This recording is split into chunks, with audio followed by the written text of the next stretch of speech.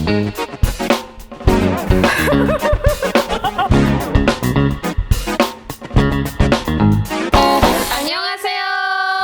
Kali ini kita bakalan bahas salah satu drama Korea yang booming di tahun 2016 silam, yaitu Goblin Guardian the Lonely on the Greek God. Goblin menurut mitologi Korea disebut juga dengan Dokkaebi. Goblin versi Korea adalah roh yang memiliki kekuatan atau keterampilan luar biasa untuk memikat, menggoda, mengejek, dan terkadang juga menawarkan bantuan kepada manusia. Drama Korea Goblin ini menceritakan tentang kisah cinta Goblin yang rumit, yang hidup abadi, dan drama Korea ini dibintangi oleh aktor Gong Yoo, Kim Geun, Lee Dong Wook, dan Yoon Na. Di sini Gong Yoo berperan sebagai Kim Shin dan Kim Go Yoon berperan sebagai Junta. Drama ini terdiri dari 16 episode dan memiliki alur maju mundur. Oh, kalau nggak salah kan drama ini bercerita bermula dari 900 tahun yang lalu, di mana si Kim Shin ini merupakan seorang jenderal militer dari dinasti Goryeo, entah apa namanya kan.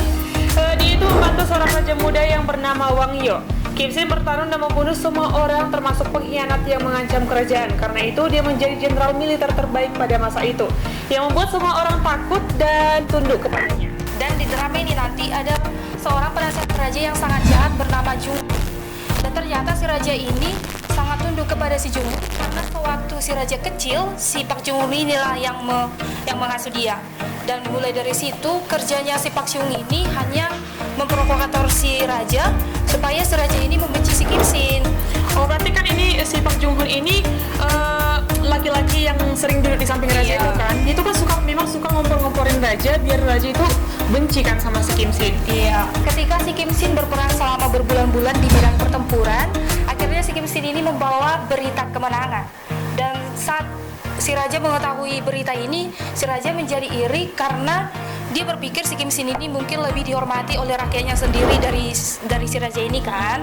Dan saat itu muncullah penasehat raja Pak Chung Young yang jahat ini mempengaruhi raja dan memfitnah bahwa si Kim Shin ini adalah seorang pemberontak dan pantas dibunuh. Raja Wang Yo pun karena keiriannya dan juga dibutakan oleh perkataannya si Pak Yung berniat untuk membunuh si Kim Shin. Ya, dia kok jadi raja bodoh kali ya. Maksudnya kan dia itu dipilih menjadi raja karena dia memang pintar, bisa bersikap adil, bisa membedakan mana nih yang baik dan yang benar. Yeah. Dan lagian kan si Kim Shin ini kan abang iparnya dia. Di kita kan kalau kita sama abang ipar kan harus baik dan hormat gitu kan. Iya, betul Win. Nah, ternyata si adiknya si Kim Shin ini, si istrinya si Raja Wang Yo ini sudah menjelaskan apa yang sebenarnya terjadi, bahwa si sang kakaknya ini bukanlah pengkhianat, tapi si Raja Wang Yo ini lebih percaya kepada si penasehat raja. Dan situasi itu terlihat ketika si Kim Shin pulang, bukannya dia disambut dengan meriah. Seharusnya dia udah bisa disambut dengan pesta-pesta gitu kan. Namanya juga baru menang kan dari perang. Ternyata si Kim Shin malah disambut dengan suasana yang sedih dan mencekam. Dan Kim Sun pun menyambut abangnya si Kim Shin ini di halaman kerajaan memakai pakaian yang serba putih tanpa riasan dan juga terpaksa memakai cincin giok pemberian si raja ini. Maksudnya terpaksa gimana sih? Kan cincin itu kecil kan, dipaksa si raja ini lah dikenakan di jarinya. Oh, berarti cincinnya udah gak muat lagi tapi dipaksa aja gitu masuk kan ke sakit tangannya. itu. Oh, oke. Setelah si Kim Shin sampai di depan kerajaan, dia merasa sepertinya nggak ada yang beres nih dengan penyambutannya. Tapi dengan gagah berani dia akhirnya maju menghadap raja dan di halaman istana dia bertemu dengan adiknya dan memandang si Kim Shin ini dengan sedih. Ya iyalah kan, wajar aja sih, bingung dia. Dia udah capek-capek berperang kan, pulang-pulang dia kok sedih semua gitu kan. Harusnya kan happy-happy lah gitu kan orang-orang istana itu. Ternyata para prajurit setianya si Kim Shin yang berjuang di medan pertempuran ini setia menunggunya di gerbang istana. Jadi mereka nggak tahu apa yang terjadi di dalam istana itu kan. Dan setelah si Kim Shin sampai di halaman istana, dia melihat wajah adiknya ini sangat sedih. Dan tanpa mereka sadari, ternyata si raja ini telah memberikan perintah kepada prajurit untuk menyiapkan panah untuk membunuh si Kim Shin dan adiknya ini. Oh, aku ingat banget nih scene yang ini kan, kalau nggak salah nanti si Kim Shin kan terus maju nih kan ke istana untuk menghadap Raja Wang Yu dan melewati si Kim Sun adiknya. adiknya. Dan pada saat itu juga adiknya meninggal kan, dipanah oleh prajurit raja itu sendiri. Ini raja sih udah gila menurutku ya. Masa istri sendiri kan dibunuh dia? Bukan hanya itu aja, Win. Yang paling dramatis nanti di drama ini, si Kim Shin meminta salah satu prajurit setianya untuk membunuhnya dengan cara menancapkan pedangnya sendiri ke dadanya. Oh, berarti maksudnya si Kim Shin ini kurang terima lagi tuh Iya. kalau dia harus mati di tangan oleh raja itu kan. Iya. Berarti dia rela dibunuh oleh prajurit setianya. Setelah si Kim Shin ini dibunuh, ternyata prajurit setianya dan juga semua kerabat lah atau keluarga dekat si Kim Shin ini juga dibunuh. Dan tahu nggak yang paling miris itu nanti mayatnya si Kim Shin ini nanti dibuang di perladangan Soba. Astaga, ini raja bukan sih atau pembunuh berantem mungkin ya? Kalau kita lihat kan orang yang meninggal harus dimakamkan. Kalau si Kim Shin ini nanti dibiarkan aja di alam liar kayak gitu, jadi jiwanya nggak tenang kayak gitu. Kalau hewan aja mati kan kita kubur gitu Iya. kan layaknya. Ini manusia. Iya. Hah, emang ini ya. Setelah meninggalnya si Kim Shin ini bukannya dia hidup kembali ya? Iya. Jadi kan ceritanya kan kalau nggak salah si Kim Shin ini punya kesempatan kan membalas dendam Iya. sama si penasehat yang jahat tadi. Jadi karena dia hidup kembali, si Kim Shin ini berpikir kalau dia itu manusia yang dipilih Tuhan lah. Misalnya kan dia kan udah meninggal tapi tiba-tiba hidup, jadi dia merasa kayak manusia paling beruntung lah, kayak dikasih Tuhan nih Iya, iya. karunia yang sangat baik. Padahal kan ternyata dia itu dikutuk kan, Iya. dia itu nggak bisa hidup dengan damai dan dia juga nggak bisa mati. Iya. Ya kan sebelum dia dan jadi nanti di kisah ini juga kan dia ditugaskan sebagai goblin yang mencari cinta sejati kan untuk mencabut apa sih namanya pedang dari dadanya. Iya. Dan sampai 900 tahun kemudian ini kejadiannya sudah di Seoul. Si Kim Shin merasa sangat tersiksa dengan kejadian di masa lalunya.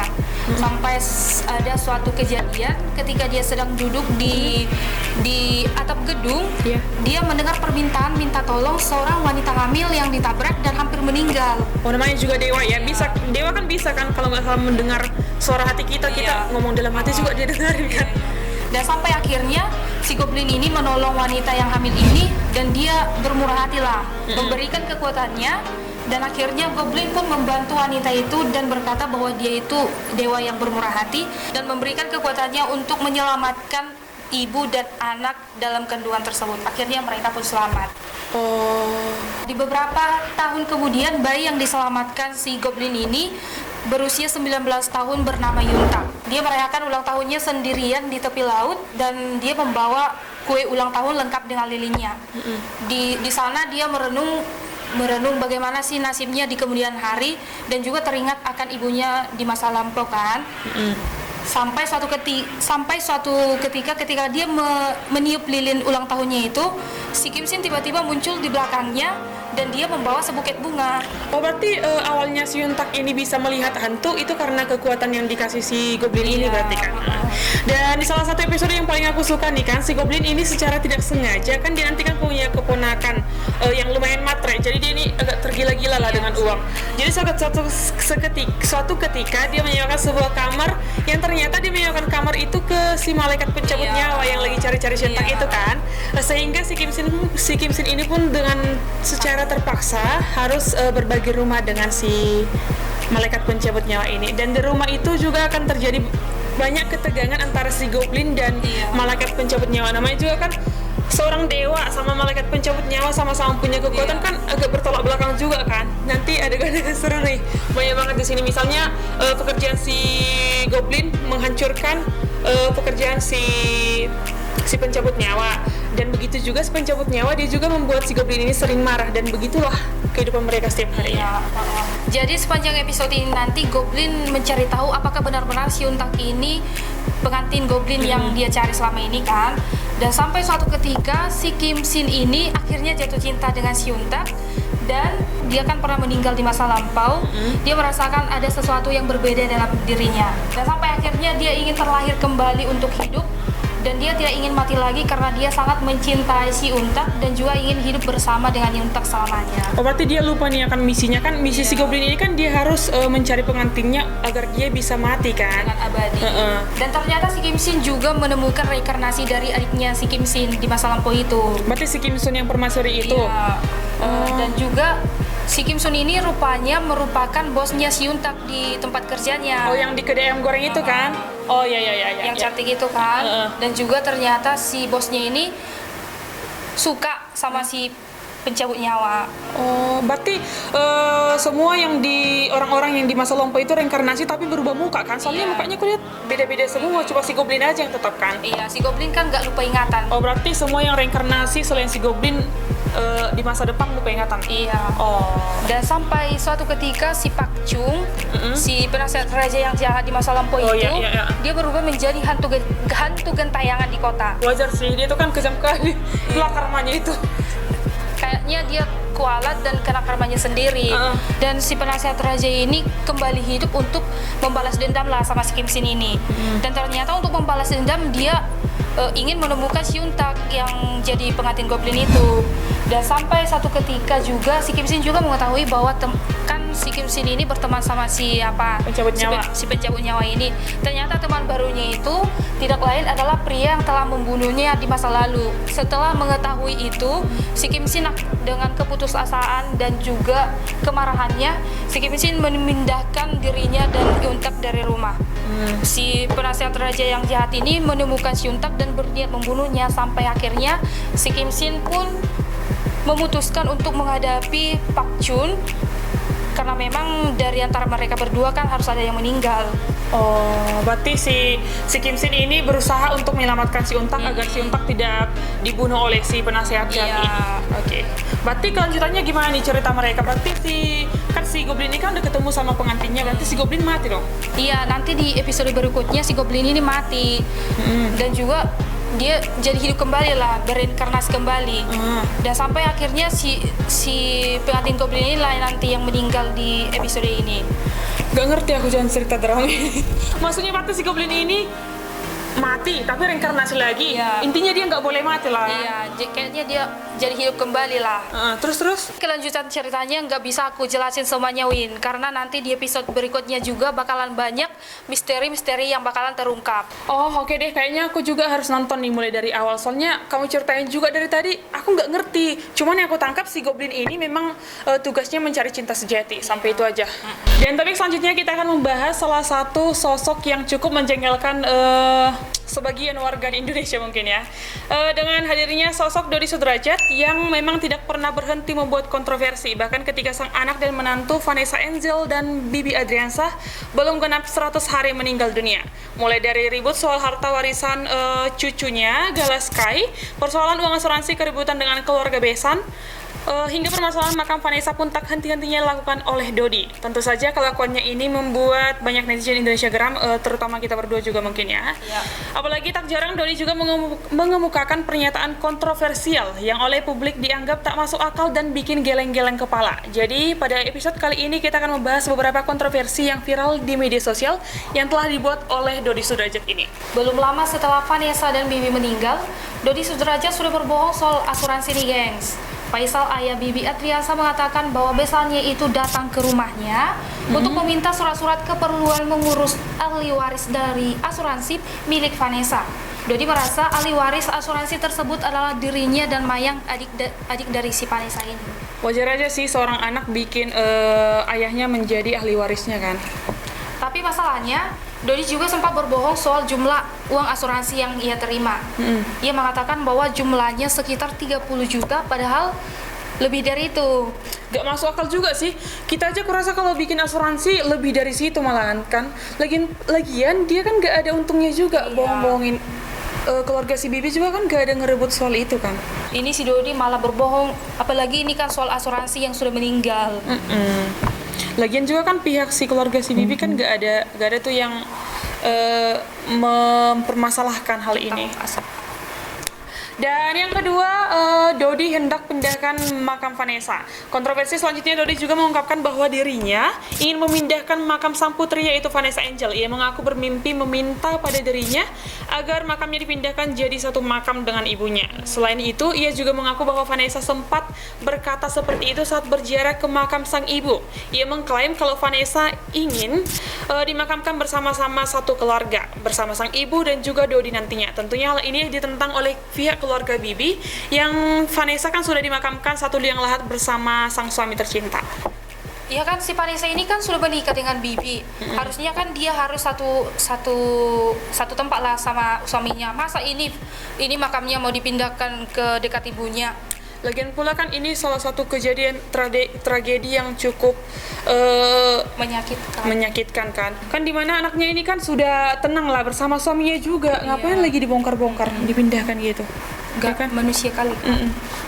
Dan yang ketiga, ribut dengan keluarga Bibi. Keributan Dodi dengan keluarga Bibi tak hanya sampai di situ saja. Dodi juga merasa bahwa dirinya dan Mayang berhak tinggal di rumahnya si Vanessa. Kan setauku rumah si Vanessa itu masih di kontrak ya. Ini masa mau dimiliki kan? Dan juga kan si Gala ini sudah diasuh oleh si Fadli dan juga si Puji. Iya, mulai dari lama kan? Mulai dari lama. Dan si Dodi ini juga nggak senang dengan keadaan itu. Dia bilang kalau dia mau menjenguk si Gala ini, adik-adik si Bibi harus keluar dari rumah itu. Gak nyambung juga sih si Dodi ini ya. Masa misalnya kan kalau dia memang benar-benar sayang nih sama cucunya, berarti kan gak dipermasalahkan dia siapapun yang tinggal di situ, asal kalau memang si Gala ini yang penting sama dia, ya udah ditemui aja cucunya. Ngapain ribet-ribet harus usir-usir orang? Lagi pula kan si Fuji dan si Fadli kan memang udah dari lama, mulai orang si Vanessa nikah, mulai dari nol pokoknya. Mereka udah nemanin kakak-kakaknya. Dan kontroversi yang keempat, tuntut perwalian. Kontroversi lainnya yang melibatkan Gala Sky, Dodi juga ternyata meminta perwalian Gala Sky untuk diserahkan pada dirinya dan Mayang. Hal ini juga memancing keributan dengan ayah Bibi Adriansah. Diungkapkan bahwa Faisal tidak mau cucunya diasuh oleh Dodi. Anehnya nih, Dodi mengaku ingin mengasuh Gala tapi dirinya aja sampai lupa tuh tanggal ulang tahun Gala. Momen itu terjadi ketika dirinya jadi bintang tamu di vlog Adis Gilang kemarin. Ia mengaku lupa tanggal ulang tahun cucunya. Sebagai pembelaan, ia mengatakan bahwa ia seorang yang pelupa, ia bahkan lupa tanggal ulang tahunnya sendiri. Lucu kan? Berarti mungkin si Dodi ini lupa kali ya kalau si Vanessa itu anaknya pas si Vanessa lagi ada masalah kemarin kan dia lupa kan. Dan kontroversi yang kelima, menyanyi di acara 40 harian. Tak hanya soal harta, makam, dan perwalian saja, Dodi juga mengaku akan mengadakan acara pengajian 40 harian Vanessa. Namun bukan itu yang bikin netizen geram. Dodi mengatakan bahwa kedua adik Vanessa, si Mayang dan si Cika, dipastikan bakal menyanyi di acara tersebut. Dan beberapa waktu lalu juga video keduanya berlatih menyanyikan lagu Kemarin dari band Seventeen beredar di media sosial.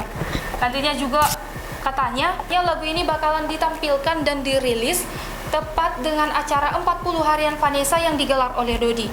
Waduh, kalau dipikir-pikir aneh juga ya, masa di hari 40 harian mereka harus menyanyi. Kalau nggak salah di acara 40-an itu kan harus banyak doa ya, mereka malah bernyanyi. Iya kan, kalau dilihat sih mereka jadi kayak aji bupung gitu ya.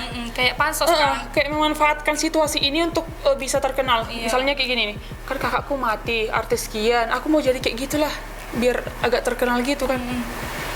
Kasian juga sih. Menurut aku seharusnya si Dodi Sudrajat ini sadarlah. Dulu kan dia sudah menjadi ayah yang gagal bagi Vanessa. Masa saat ini juga dia harus gagal jadi seorang kakek untuk Gala. Kasian juga kan, nanti si Gala kan jejak digital ini kan nggak bisa dihapus ya kan. Misalnya nih si Gala kan udah dewasa, kan pasti dia kan penasaran siapa sih mamanya, siapa sih bapaknya, kakeknya kayak mana. Kalau dilihat dia kan semua jejak digital yang ditinggalkan oleh si Dodi ini kan bisa bikin hubungan mereka jadi makin nggak baik gitu kan. Dan yang akan kita bahas selanjutnya itu kontroversi selanjutnya di boykot netizen, karena begitu banyak nih kontroversi yang dibuat oleh Dodi dengan kekuatan netizen nih, warga 62 kan tahu kan. Tentunya netizen Indonesia begitu geram hingga akhirnya muncul sebuah petisi di change.org yang meminta agar stasiun televisi bisa memboikot kemunculan Dodi. Jadi kan setelah kematian si Vanessa dan Bibi kan si Dodi ini kan muncul aja di mana-mana. Ante nggak jadi mana-mana, siapa yang ngajak ikut aja gitu kan. Jadi sebuah petisi berjudul Boykot Dodi Sudrajat dari TV dibuat oleh seorang netizen bernama Jessica D. Jadi isi petisinya seperti yang di bawah ini nanti. Jadi bertuliskan, ayah dari almarhum Vanessa Angel sudah sangat meresahkan karena masuk di dunia TV dengan kontroversi yang betul-betul membuat netizen geram. Belum ada 40 hari meninggal anaknya serta menantunya, beliau sudah menanyakan harta warisan, memfitnah serta mencari simpati orang lain dengan cara yang salah. Begitu isi petisi boykot Dodi Sudrajat dari TV. Dan hingga kini nih, petisi tersebut sudah mendapatkan 6.154 tanda tangan hingga hari Minggu 5 Desember 2021 kemarin. Tapi menurutku melalui banyak perseteruan ini semoga si Dodi ini cepat-cepat sadar ya.